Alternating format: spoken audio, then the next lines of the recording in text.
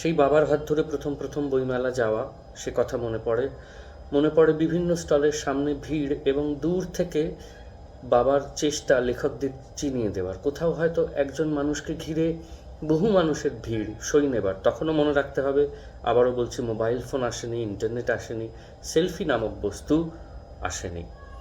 ফলে প্রিয় মানুষ, প্রিয় নক্ষত্রের সঙ্গে দেখা হলে তার সঙ্গে মুহূর্তটা ছবিতে ধরে রাখা এই চল তখন ছিল না। কি ছিল?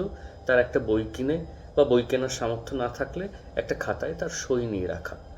সেই ভিড় কিন্তু কম হতো না। বাবা আমায় চিনিয়ে দিতেন, ওই যে মানুষটিকে ঘিরে মানুষের ভিড়, তিনি আর কেউ নন, স্বয়ং সুনীল গঙ্গোপাধ্যায়। কাকাবাবুর নতুন উপন্যাস বেরিয়েছে, কিন্তু বাবার হয়তো তখনও সেই মাসের মাইনে হয়নি।